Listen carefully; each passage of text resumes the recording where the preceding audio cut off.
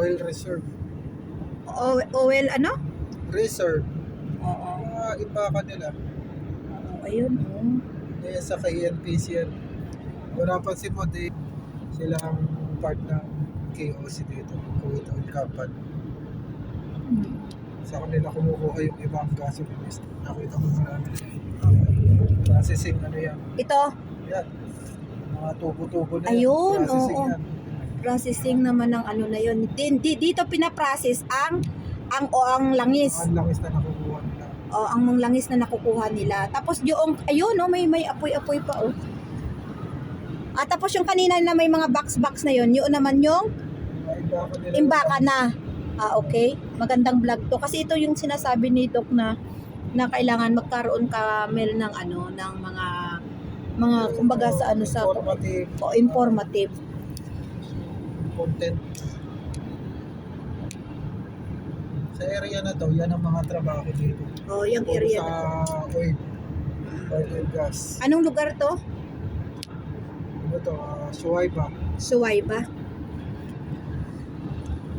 Arctic nga, Arctic. Gas. Arctic Gas Company. Company. Ito.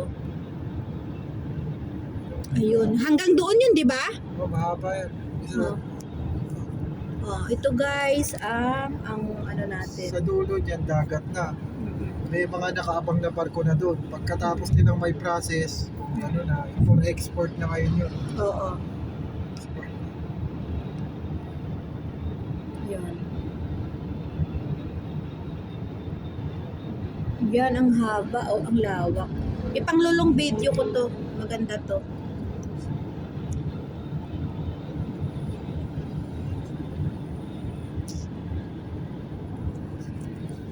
Ganda ko yabi to. Ito yung dito pa rin yung ano no, yung mga pinaprocess yung langis. Ang lawak no? Isa lang to sa mga lugar ng ano nila, iba-iba pa yung ano.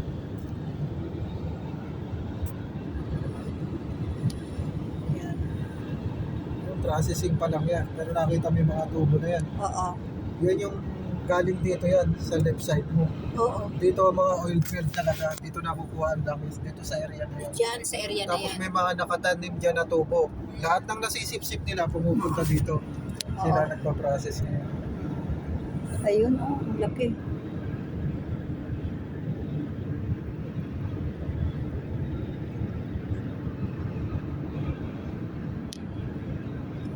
Yan, ang galing.